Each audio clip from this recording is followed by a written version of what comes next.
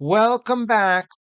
The Fed funds futures now predict the Federal Reserve will cut interest rates sooner than we expected. We're going to tell you why that's important and how the stock market may take that news. On November 10th, there was a 59% chance the Federal Reserve would cut interest rates in their June meeting, June 12th of next year. That was the first meeting with better than a 50% chance. That was as of November 10th. As of November 14th, that moved to the May meeting, May 1st, 65% chance the Federal Reserve would cut rates. On November 29th, the May 1st meeting had an 80% chance the Federal Reserve would cut interest rates. Now, as of today, the Federal Reserve is expected to cut interest rates in the March meeting, March 20th. There's a 57% chance the Fed will cut rates in March. And that is the soonest that we've expected since this entire cycle began. Now, taking a look at the white line, that's the S&P 500. This goes back to the year 2000.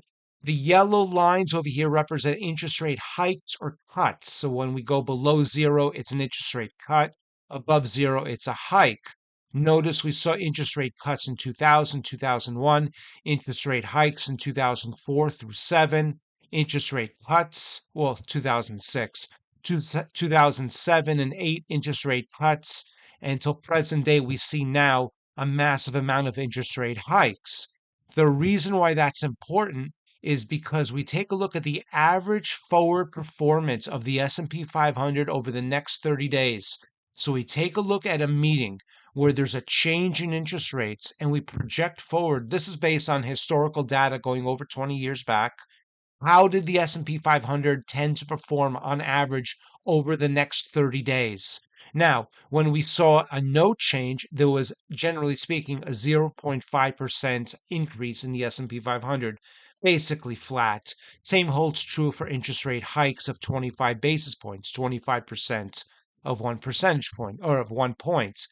When we start to see hikes of 1% and 0.75%, I'm sorry, 0.5% and 0.75%, we start to see uptrending performance in the S&P 500.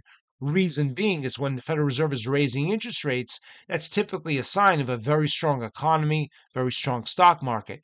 But conversely, on average, and this again takes over 20 years of data, going back, we see that when the Federal Reserve cuts interest rates by 25 basis points, 25% of 1 point, we tend to see the S&P 500 fare about negative 1.8% over the next 30 days.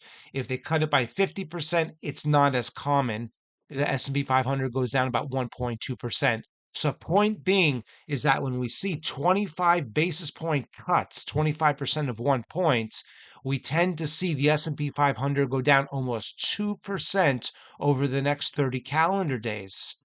The white line again is the S&P 500. This is in 2007 through 2009.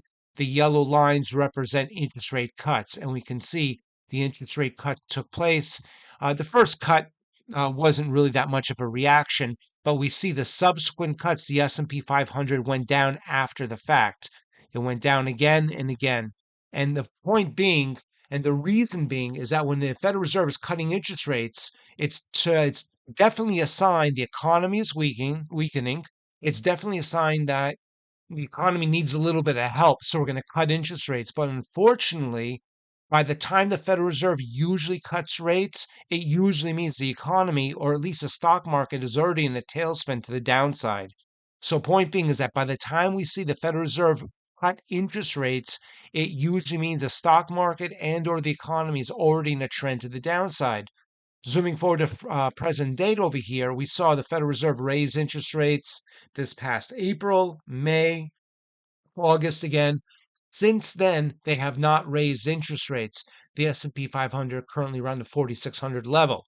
Again, now Fed funds futures predict an interest rate cut in March, the March meeting of next year. So just about 3 or 4 months from now.